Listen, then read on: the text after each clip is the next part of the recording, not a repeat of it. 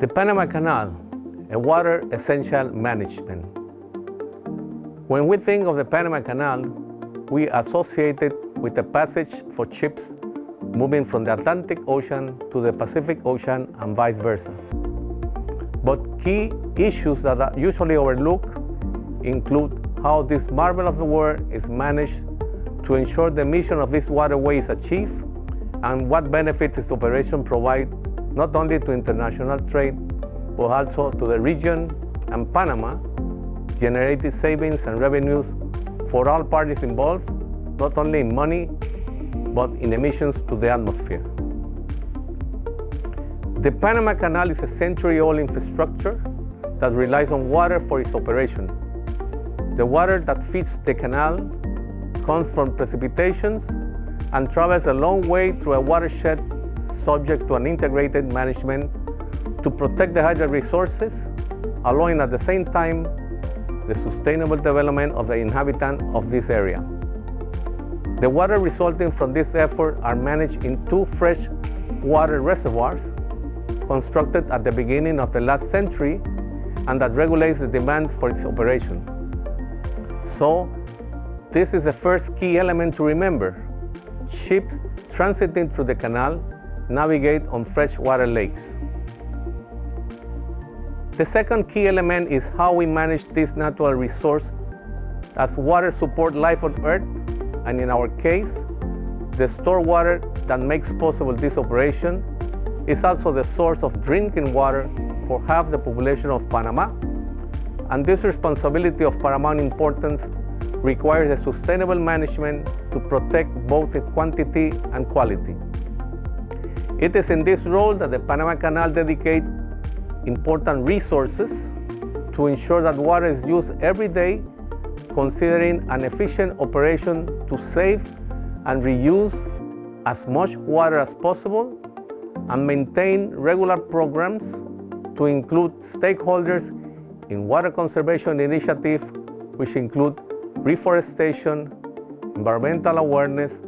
and incentive programs to improve their livelihood while protecting water quantity and quality. Also, meteorological and hydrological professionals, together with environmental specialists, dedicate continued efforts to document climatological conditions and environmental impact assessment for projects in this territory. So far, looks simply enough to operate and conciliate these requirements,